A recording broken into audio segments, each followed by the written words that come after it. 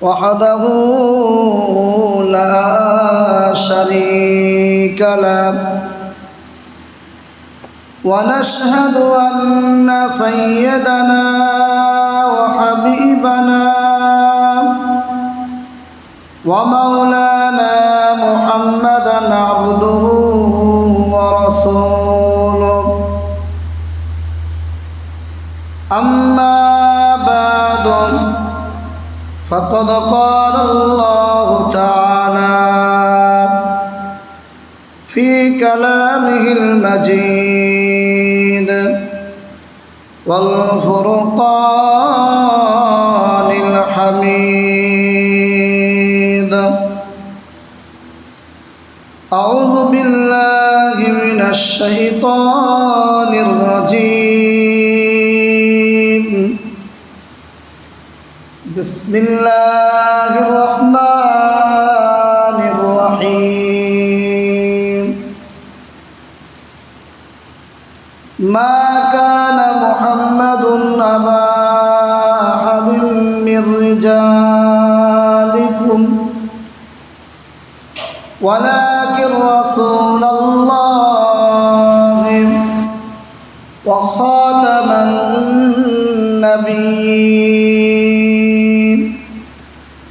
وكان الله بكل شيء عليما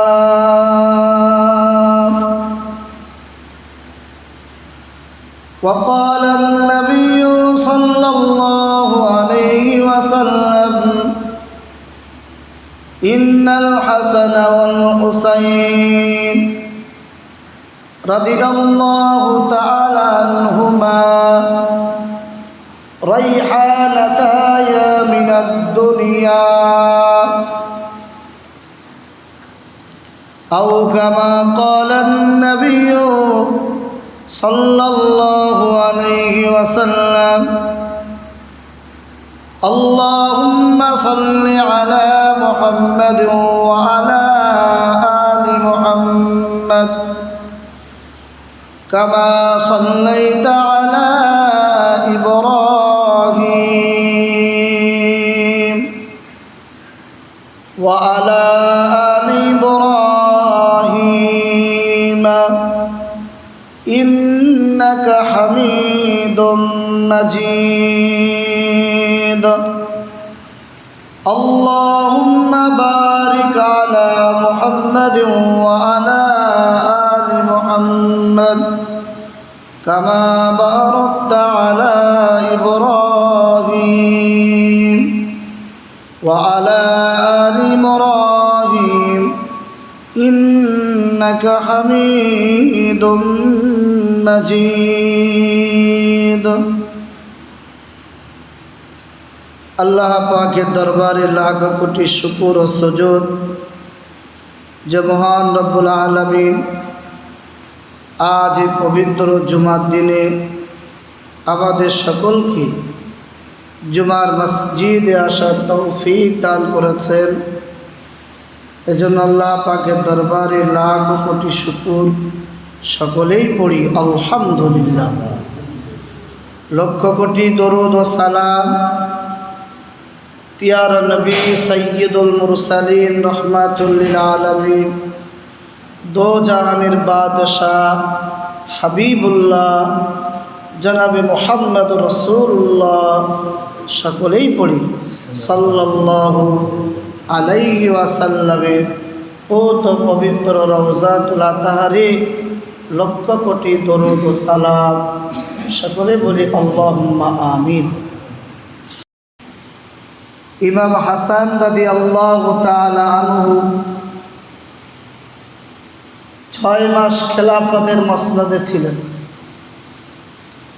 6 মাস পরে মুসলিম ঐক্যের জন্য মানুষ যাতে বিভ্রান্তে না পড়ে এক প্ল্যাটফর্মে আসে তার জন্য নিজের গদি ছেড়ে দিলেন স্বেচ্ছায়। আমিরে মুআবিয়া রাদিয়াল্লাহু তাআলা আনহু খেলাফতের মসনদে বসলেন। আমিরে মুআবিয়া রাদিয়াল্লাহু তাআলা ইন্তেকালের আগে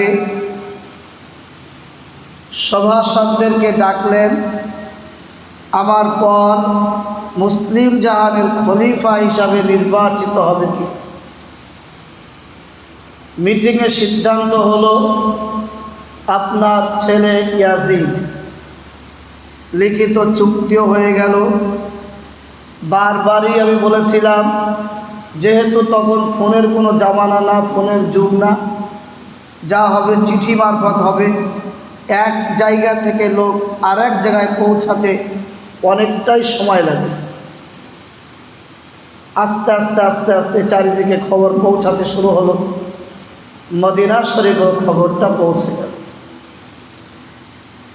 মদিনা সাহাবীরা, বড় বড় সাহাবী, হযরত আব্দুল্লাহ ইবনে জুবাইর রাদিয়াল্লাহু তাআলা আনহু, আব্দুল্লাহ ইবনে ওমর রাদিয়াল্লাহু তাআলা আনহু, আব্দুল্লাহ ইবনে আব্বাস রাদিয়াল্লাহু তাআলা আনহু, আরও বিশিষ্ট সাহাবী হুজুর যারা ছিলেন, বিশেষ করে ইমাম হুসাইন রাদিয়াল্লাহু তাআলা আনহু, সকলেই একমত, ইয়াজিদ খলিফা হবে, এতে আমাদের দুঃখ ছিল না।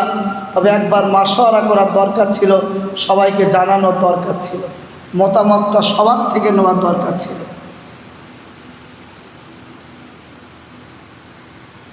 দিনের পর দিন গড়িয়ে গেল। তখন আমিরে মুআবিয়া রাদিয়াল্লাহু তাআলা জীবিত।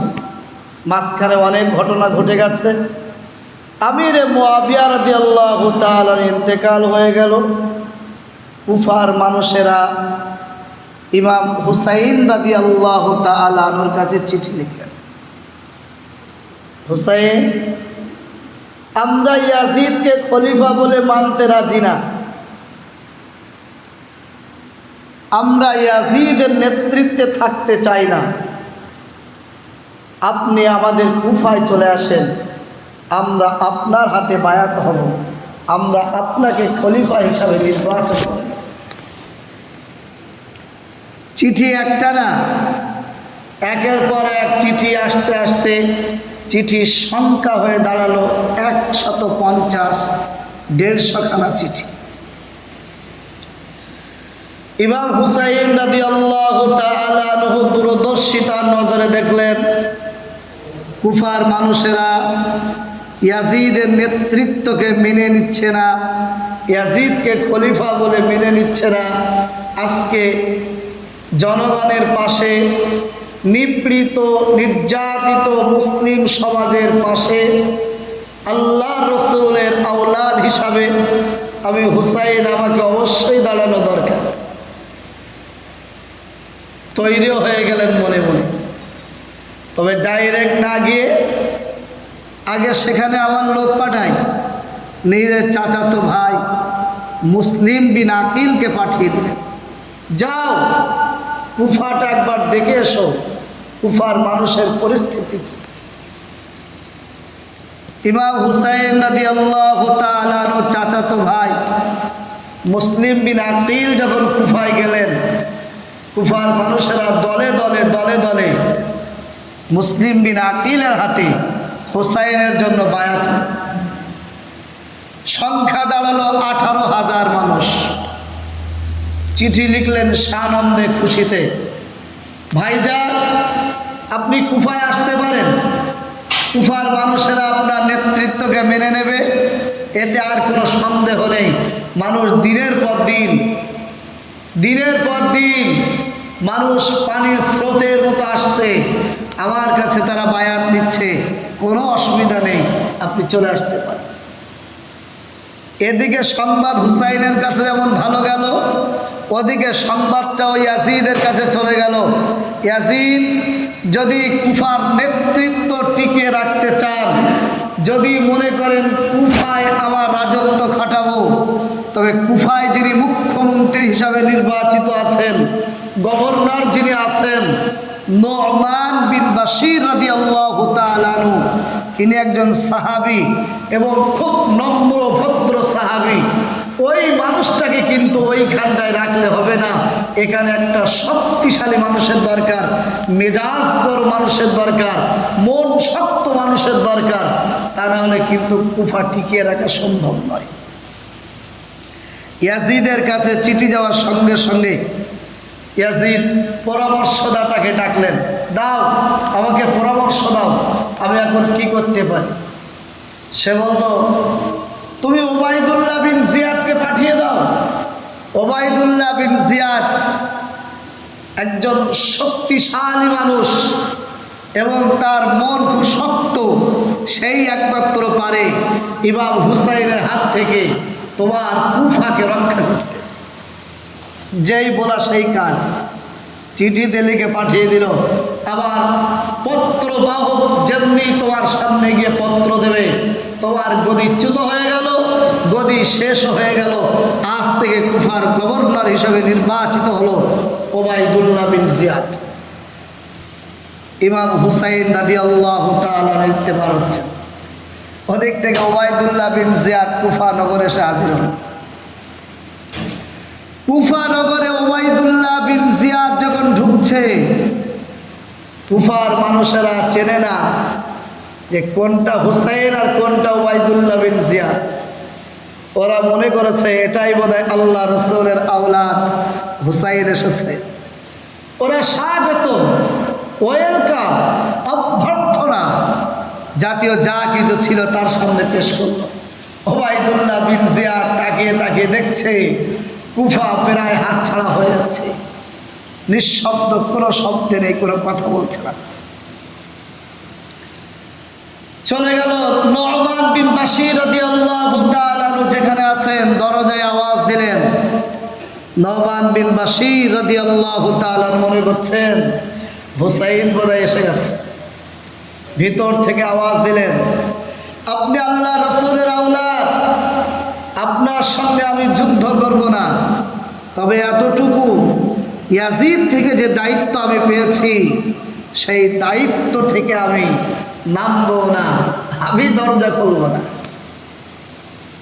বাইরে থেকে আওয়াজ আসছে, নু'মান, আমি হুসাইন না, ইয়াজিদের লোক আমি, দরজাটা খোলো। দরজা খুলে দিলেন, চিঠিটা হাতে দিলেন, নাও চিঠি নাও, আজ থেকে তোমার গদিচ্যুত। ওবায়দুল্লাহ বিন জিয়াদ মানুষকে বলল, শোনো, আমি ইয়াজিদের পক্ষ থেকে এসেছি। কুফার মানুষেরা যদি ইয়াজিদের হাতে বায়াত গ্রহণ থেকে বিরত থাকে, হুসাইনের হাতে যদি বায়াত নেয়, মনে করে রেখো আমার থেকে খারাপ আর কোনো ব্যক্তি তোমাদের সামনে হবে না। হুমকি। এদিকে মুসলিম বিন আকিল রাদিয়াল্লাহু তাআলা আনহু, তিনি আশ্রয় কেন্দ্রে লুকিয়ে লুকিয়ে মানুষকে বায়াত দিচ্ছেন। ইয়াজিদের কানে সংবাদ চলে গেল মুসলিম বিন আকিল অমুক জায়গায় আছে। একটা পর্যায়ে এমন আসলো, মানুষ সরকারের বিরুদ্ধে ক্ষিপ্ত হয়ে গেল, জনতা। ওবায়দুল্লাহ বিন জিয়াদ যে ঘরে থাকে, ঘরটাকে ওরা ঘিরে ফেললো। ওরা ঘরটাকে ঘিরে ফেললো। আজকে সরকারকে গদি থেকে নামানো হবে। রাজনীতিবিদ মানুষ, ওরাও রাজনীতি করে, ওদের রাজনীতির মাথা ব্রেন চলে সেই রকম, ঠান্ডা ব্রেনে কাজ করছে। সাথে থাকা মানুষগুলোকে বলছে, শোনো, তোমাদের বাড়ির যে লোকগুলো আছে সেই লোকগুলোকে গিয়ে সাবধান করো, যাও, পরিণতি কিন্তু খারাপ হতে পারে।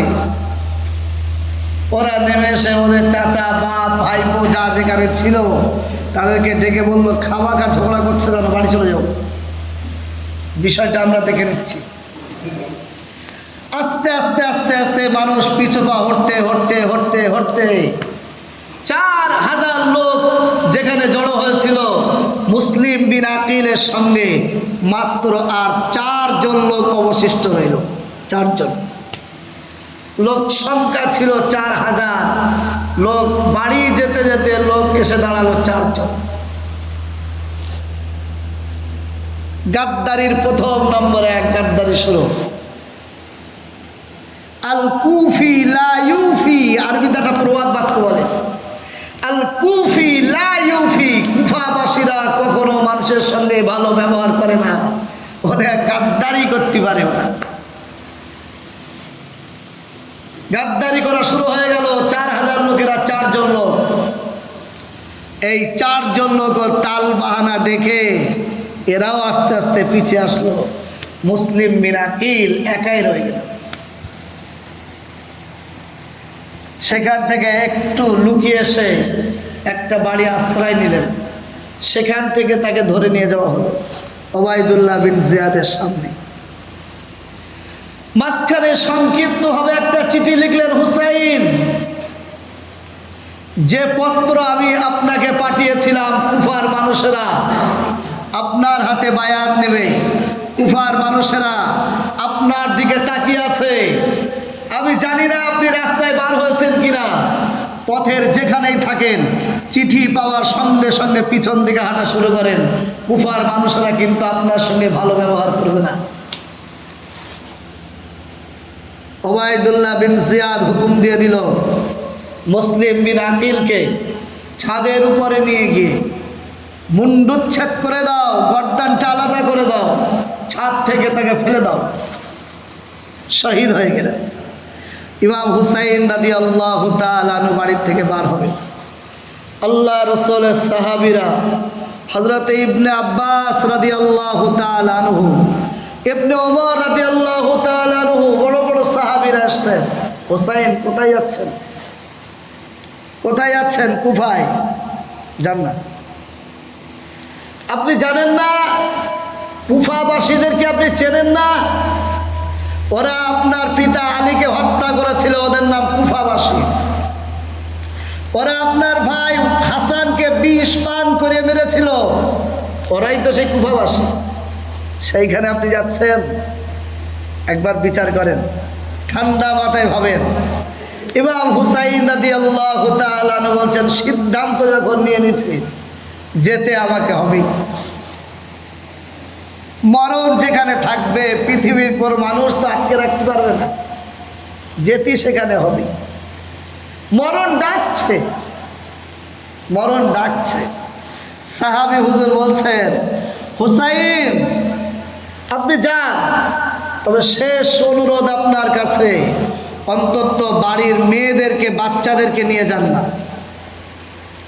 আমি কেন জানি না, মনে মনে ভাবছি আপনিও যাচ্ছেন, আপনার কাফেলার সঙ্গে মৃত্যু হেঁটে হেঁটে যাচ্ছে, আপনাকে ওরা শহীদ করে দেবে, আপনাকে ওরা শহীদ করে দেবে। যদি তাই হয়, এই বাচ্চাগুলো আর নারীগুলো তাকিয়ে তাকিয়ে দেখবে। আপনি বাচ্চাদের নিয়ে যান না, মেয়েদেরকে নিয়ে যান না। আল্লাহর ইশারা ছিল। ইমাম হুসাইন রাদিয়াল্লাহু তাআলা আনহু, আমি